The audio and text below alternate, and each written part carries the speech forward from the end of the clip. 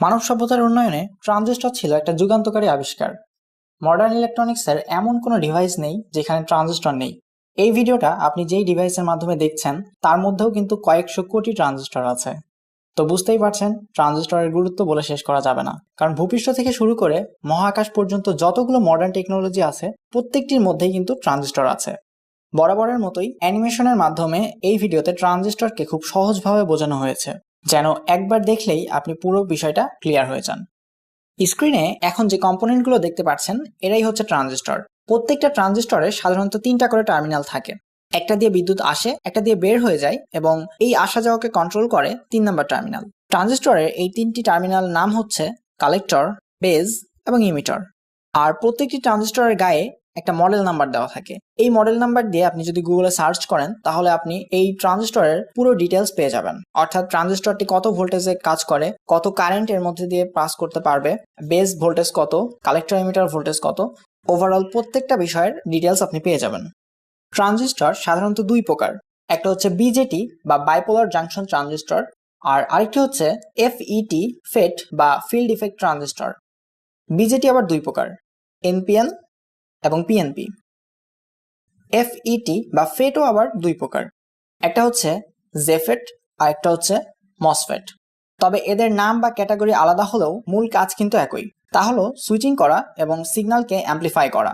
অর্থাৎ ট্রানজিস্টরের একটা কাজ হলো সুইচের মতো কোনো লোডকে অন অফ করা। তবে ট্রানজিস্টর কোনো সাধারণ সুইচের মতো না। একটা ট্রানজিস্টর প্রতি সেকেন্ডে কয়েক হাজার বার থেকে কয়েক লক্ষ বার পর্যন্ত একটা লোডকে অন অফ করতে পারে। আর ট্রানজিস্টর আরেকটা কাজ হলো দুর্বল সিগন্যালকে অ্যাম্প্লিফাই করা। যেমন আমরা মাইক্রোফোনে যখন কথা বলি তখন কিন্তু আমরা আস্তে কথা বলি, কিন্তু স্পিকারে যখন শোনা যায় এটা কিন্তু অনেক জোরে শোনা যায়। তো এই অ্যাম্প্লিফাইটা করে ট্রানজিস্টর। আজকে আমরা কথা বলবো বিজেটি নিয়ে, কারণ বিজেটিকে ট্রানজিস্টরের ভিত্তি বলা যায়। আপনি যদি বিজেটি বুঝতে পারেন তাহলে ট্রানজিস্টরের বাকি ক্যাটাগরিগুলো আপনি এমনিতেই বুঝতে পারবেন। তো আমরা জানি বিজেটি হলো দুই প্রকার, একটা হচ্ছে এনপিএন এবং আরেকটি হচ্ছে পিএনপি। এনপিএন এর মানে হলো নেগেটিভ বা এন টাইপ সেমিকন্ডাক্টর দুই পাশে থাকবে এবং মাঝখানে একটা পি টাইপ সেমিকন্ডাক্টর অথবা পজিটিভ সেমিকন্ডাক্টর থাকবে। আর পিএনপি এর মানে হলো দুই পাশে দুইটা পজিটিভ বা পি টাইপ সেমিকন্ডাক্টর থাকবে আর মাঝখানে একটা এন টাইপ সেমিকন্ডাক্টর থাকবে। যেমন আমরা ডায়োডের ক্ষেত্রে দেখেছিলাম একটা এন টাইপ এবং একটা পি টাইপ সেমিকন্ডাক্টর পাশাপাশি বসে ডায়োড তৈরি হয়। ট্রানজিস্টরের ক্ষেত্রে দুটো ডায়োডকে পাশাপাশি রিভার্স কানেকশন করে ট্রানজিস্টর তৈরি করা হয়। নিচের দিকে আমরা এনপিএন এবং পিএনপি ট্রানজিস্টরের প্রতীক দেখতে পাচ্ছি। এনপিএন এর ক্ষেত্রে এই অ্যারো চিহ্নটা বাইরের দিকে থাকে, অর্থাৎ কালেক্টর দিয়ে কারেন্ট এসে ইমিটার দিয়ে বের হয়ে গ্রাউন্ড অথবা নেগেটিভে চলে যায়। আর পিএনপি এর ক্ষেত্রে এই অ্যারো চিহ্নটা ভেতরের দিকে থাকে, অর্থাৎ ইমিটার দিয়ে কারেন্ট এসে কালেক্টর দিয়ে বের হয়ে গ্রাউন্ডে চলে যায়। এবার আমরা দেখব ট্রানজিস্টর কিভাবে কাজ করে।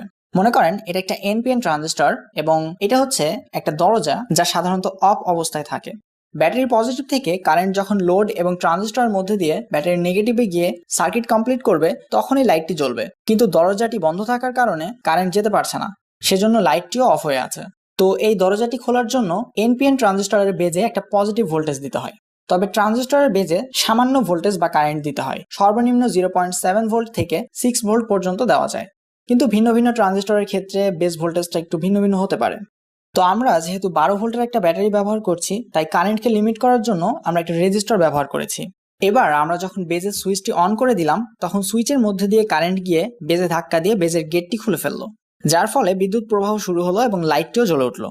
এখন আমরা যদি বেজের সুইচটি অফ করে দেই তাহলে বেজ কারেন্ট থেমে যাবে এবং গেটটাও সেই সাথে বন্ধ হয়ে যাবে, আর কারেন্ট ফ্লো না হওয়ার কারণে লোডটিও অফ হয়ে যাবে। তাহলে আমরা বুঝতে পারলাম ট্রানজিস্টরের বেজকে কন্ট্রোল করে পুরো সার্কিটকে কন্ট্রোল করা সম্ভব।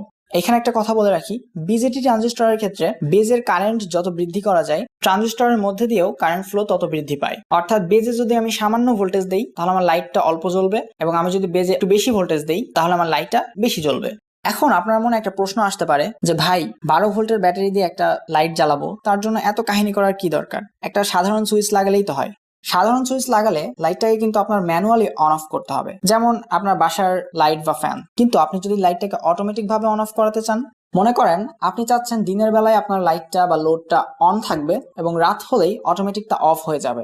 এই কাজটা করার জন্য আপনার একটা এলডিআর প্রয়োজন। কিন্তু এলডিআর দিয়ে আপনি যদি এই সার্কিটটা তৈরি করেন তাহলে সুইচ অন করার সাথে সাথেই এলডিআরটি পুরো নষ্ট হয়ে যাবে, কারণ একটা এলডিআর এর মধ্যে দিয়ে সামান্য পরিমাণ কারেন্টই প্রবাহিত হতে পারে, কিন্তু আপনার ব্যবহৃত লোডটি সেই তুলনায় অনেক বেশি পরিমাণ কারেন্ট টানার কারণে এলডিআরটি পুরো নষ্ট হয়ে যাবে। এলডিআর কি, কিভাবে কাজ করে ইত্যাদি বিষয় যদি জানতে চান তাহলে অবশ্যই কমেন্ট বক্সে লিখে ফেলুন।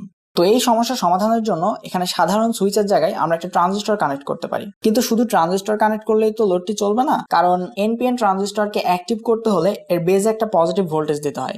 তো এখানে বেজের সাথে আমরা একটা এলডিআর কানেক্ট করব, কারণ এলডিআর অল্প কারেন্ট বা ভোল্টেজ পাস করতে পারে, আর আমাদের ট্রানজিস্টরটিও অন করতে অল্প কারেন্ট বা অল্প ভোল্টেজের প্রয়োজন। এবার যখন দিনের আলো আসবে তখন এলডিআরটি অ্যাক্টিভ হয়ে যাবে এবং এলডিআর এর মধ্যে দিয়ে কিছু পরিমাণ কারেন্ট ট্রানজিস্টরের বেজে গিয়ে ধাক্কা দেবে, যার ফলে ট্রানজিস্টরটি অ্যাক্টিভ হয়ে যাবে এবং লাইটটি বা লোডটিও চলতে থাকবে। আবার যখন রাত হয়ে যাবে তখন এলডিআর কাজ করা বন্ধ করে দিবে, ফলে লাইটটি বা লোডটি অফ হয়ে যাবে। এখন আপনার মনে একটা প্রশ্ন আসতে পারে যে লাইট যদি দিনের বেলায় জ্বলে আর রাত্রে যদি অফ হয়ে যায় তাহলে লাভ কি? আসলে রাতে জ্বলে এবং দিনে অটোমেটিক অফ হয়ে থাকে এমন লাইট কিন্তু এই সার্কিটের উপর ভিত্তি করেই তৈরি করা হয়। শুধু এখানে ট্রানজিস্টরের পাশে একটা রিলে ব্যবহার করলেই কাজটা করা যায়।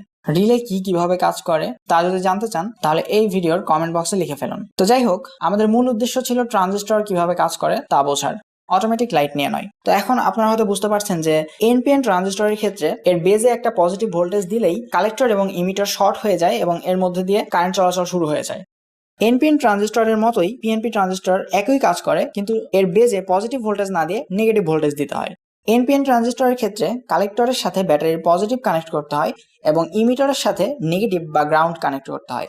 আর এনপিএন ট্রানজিস্টরের বেজে পজিটিভ ভোল্টেজ দিলে এটা অ্যাক্টিভ হয়। আর পিএনপি ট্রানজিস্টরের ক্ষেত্রে ইমিটারের সাথে ব্যাটারির পজিটিভ কানেক্ট করতে হয় এবং কালেক্টরের সাথে নেগেটিভ বা গ্রাউন্ড কানেক্ট করতে হয়। আর পিএনপি ট্রানজিস্টরকে অ্যাক্টিভ করতে এর বেজে একটা নেগেটিভ সাপ্লাই দিতে হয়।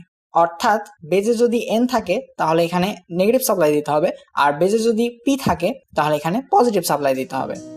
তো আপনারা মাইক্রো কন্ট্রোলার বা সেন্সর নিয়ে যত ধরনের প্রজেক্ট তৈরি করবেন প্রত্যেকটা প্রজেক্টেই আপনাদের ট্রানজিস্টর প্রয়োজন হবে, কারণ আপনি মাইক্রো কন্ট্রোলার বা সেন্সরের আউটপুট দিয়ে কিন্তু একটা মোটর বা বড় কোনো লোডকে চালাতে পারবেন না, কারণ এদের আউটপুট কারেন্ট অনেক কম হয়। তো মাইক্রো কন্ট্রোলার বা সেন্সরের আউটপুটটাকে কমান্ড হিসাবে নিয়ে ট্রানজিস্টরকে কমান্ড দিতে হবে, আর ট্রানজিস্টর সেই কমান্ডটাকে নিয়ে আপনার প্রয়োজন মতো আপনার সার্কিটটাকে অন অফ করাবে। তো আশা করি বুঝতে পেরেছেন যে ট্রানজিস্টর কি, কিভাবে কাজ করে। একটা ছোট্ট ভিডিওতে আসলে সবকিছু বলে কভার করা যায় না, ছোটখাটো কিছু বাদ যেতে পারে। তো আপনার মনে যদি কোনো প্রশ্ন থেকে থাকে তাহলে অবশ্যই কমেন্ট বক্সে তা লিখে ফেলুন। ইনশাআল্লাহ আমি আপনাদের প্রত্যেকটা কমেন্টের রিপ্লাই দেওয়ার চেষ্টা করব। তো আজকের মতো এই পর্যন্তই। সবাই ভালো থাকবেন, সুস্থ থাকবেন। আল্লাহ হাফেজ।